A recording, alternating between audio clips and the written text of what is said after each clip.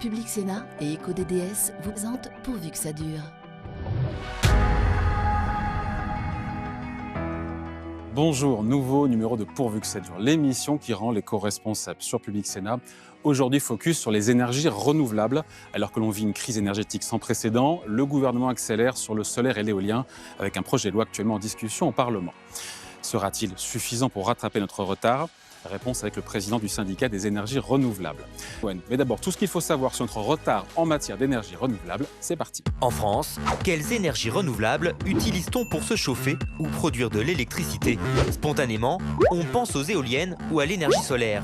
Mais les éoliennes ne représentent que 10,3% de la totalité des énergies renouvelables et le photovoltaïque que 4,2%. L'énergie la plus utilisée, c'est le bois énergie. Puis l'énergie hydraulique. Arrivent ensuite les pompes à chaleur, les biocarburants ou encore les biogaz. Et par rapport aux autres énergies, on en consomme beaucoup. Les énergies renouvelables représentent 19,3% de la consommation totale d'énergie. C'est une hausse de 10 points par rapport à 2005. Malgré cela, nous sommes le seul pays de l'Union européenne à ne pas avoir rempli notre objectif qui était de 23%.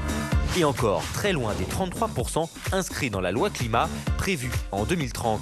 Mais avec la crise énergétique, le gouvernement a-t-il prévu de mettre les bouchées doubles ? Oui, l'objectif, c'est de doubler notre capacité éolienne terrestre dans 30 ans, de déployer une cinquantaine de parcs éoliens marins d'ici 2050 et de multiplier par 10 les capacités solaires d'ici 30 ans. Le projet de loi sur l'accélération des énergies renouvelables est censé nous aider à rattraper notre retard. Pourquoi la France est-elle à la traîne en matière d'énergie renouvelable ? Va-t-on pouvoir rattraper notre retard ? On en parle avec vous, Jules Nissen, bonjour. Bonjour. Merci d'être la présidente du syndicat des énergies renouvelables. On vient de le voir dans notre data, c'est assez intéressant. On est le seul pays en Europe à ne pas avoir rempli nos objectifs concernant la part des énergies renouvelables dans notre consommation finale. On se dit simplement, mais qu'est-ce qui cloche chez nous ? Beaucoup pointent les freins administratifs, les lourdeurs administratives. C'est ça le sujet clé. C'est en partie ça, c'est un problème de volonté politique également, de vouloir en faire un élément central de notre politique énergétique. Mais c'est vrai que faute de volonté politique réellement affirmée, jusqu'à présent, beaucoup de blocages se sont fait jour. Et c'est pour ça qu'il y a un texte de loi qui va être, enfin, qui est en cours d'examen au Parlement. Exactement. Mais les chiffres sont assez édifiants. Sur l'éolien en mer, il faut en moyenne 10 ans pour qu'un projet voie le jour en France. C'est 5 en Allemagne et 6 au Royaume-Uni. Éolienne terrestre, pareil, 7 en moyenne, 2 fois plus qu'en Espagne. Et qu'en Angleterre, sur le solaire, c'est 5 ans de procédure en moyenne. Pourquoi ces procédures sont aussi longues ? Et qu'est-ce qu'on Mais, peut faire pour les réduire ? eh bien, il faudrait essayer de les encadrer dans des délais, de réduire les niveaux de recours, sans pour autant que ça nuise à la qualité du débat public. Mais ce qui se passe, c'est que il y a pratiquement pas de limite temporelle au recours, et que les recours entraînent les recours, puisqu'il se passe plus rien sur le projet.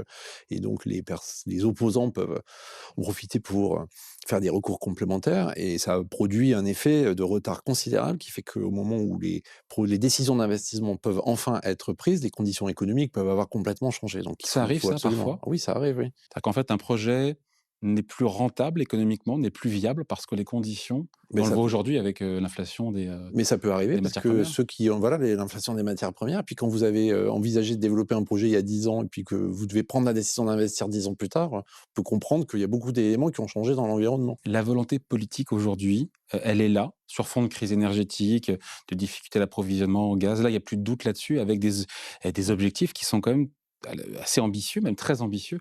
Multiplier par 10 les capacités du solaire d'ici 30 ans, doubler la capacité en éolienne terrestre dans 10 ans et déployer 50 parcs éoliens en mer d'ici 2050. C'est ambitieux, mais est-ce que c'est réaliste ? Ah, oui, c'est réaliste, mais ça nécessite beaucoup d'ambition, beaucoup de volontarisme. C'est la raison pour laquelle il y a un texte de loi qui vient essayer de débloquer un certain nombre de choses pour pouvoir réaliser ces objectifs. Est-ce que ça a coûté cher, ce déploiement à grande échelle des énergies renouvelables ?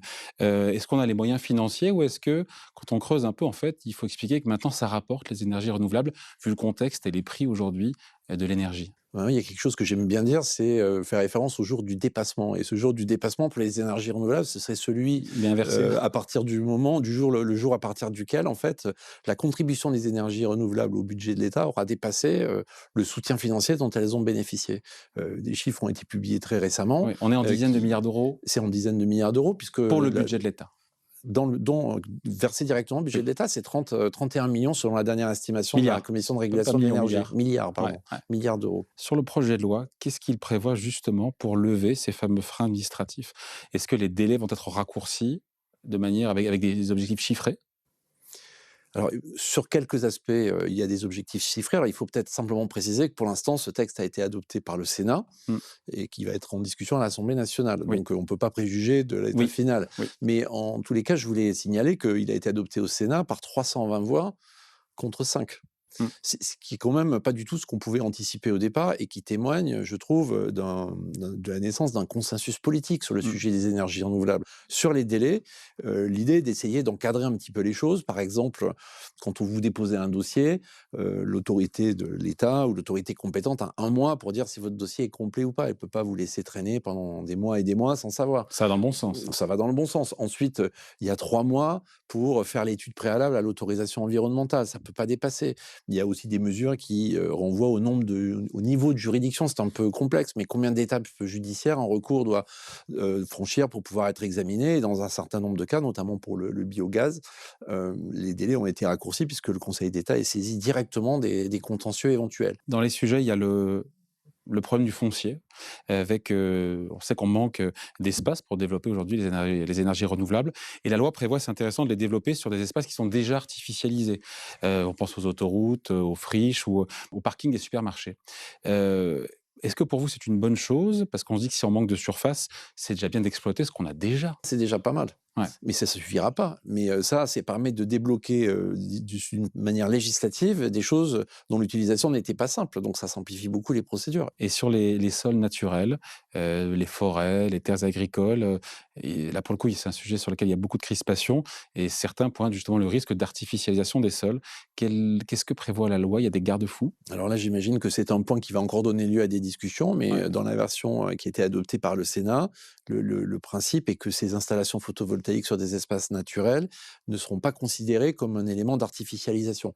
Il y a quelques conditions pour répondre à ça, mais c'est un vrai sujet parce que l'ensemble des maires est extrêmement préoccupé par la raréfaction du foncier disponible, Ouais. la nécessité que tout le monde partage, je crois, de lutter contre l'artificialisation. Donc ça va également dans le bon sens. Ouais. Après, quand on écoute les associations, elles sont assez unanimes pour dire que ça modifie la biodiversité, que des panneaux qui sont à 80 centimètres du sol, ça empêche la repousse et puis les oiseaux se blessent. Oui, c'est toute la difficulté d'essayer de développer des projets d'énergie renouvelable dans un objectif de décarbonation, donc finalement de sauvegarde de la planète et de concilier ça avec des objectifs de plus court terme en matière d'atteinte à la biodiversité. Mais les solutions existent. Moi, je voudrais juste faire remarquer que des installations d'énergie renouvelable, en particulier de panneaux photovoltaïques, c'est assez facile à démonter au terme de leur installation. Si à un moment donné, ça doit être fait, ça ne porte pas une atteinte infinie au sol. Mmh. Et puis il y a la question, on l'a évoqué rapidement, de l'appréhension, des riverains, des communes. La loi propose des avantages financiers. On se dit que c'est malin parce que ça peut rendre, les énergies renouvelables plus désirables. C'est l'expression qu'avait employée, Agnès Pannier-Runacher, la ministre en charge de la transition écologique, hein. Mais en fait, c'est l'enjeu. Il faut rendre ces énergies désirables. Et il y a plein de façons de le faire, dont des retours financiers au bénéfice des communes.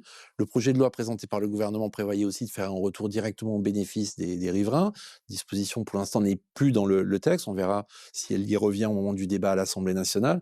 En tout cas, ça paraît logique qu'il y ait un lien entre le projet qui se développe sur un territoire et ce territoire. Il faut que le territoire qui joue le jeu de la transition, de la décarbonation, puisse aussi avoir un retour et les maires sont extrêmement intéressés à ça, au travers de différentes dispositions. En tout cas, c'est voté au Parlement, enfin au Sénat, ça passe à l'Assemblée nationale, on verra ce qu'il en sortira. Pour l'instant, ça va dans la bonne direction en tout cas. Mais ça va dans la bonne direction. Après, on peut toujours améliorer les choses. L'inquiétude aurait pu être que finalement les opposants à un certain nombre de projets renouvelables, en particulier à l'éolien terrestre, se servent de ce texte pour transformer un projet de loi d'accélération en loi de freinage. Or, finalement, quand on voit le texte qui est sorti du Sénat, c'est l'inverse qui s'est passé. Et je trouve que ça rend plutôt optimiste sur la suite. Alors, on verra ce que les députés voudront en faire. Et nous, on leur fera des propositions d'amélioration de ce texte.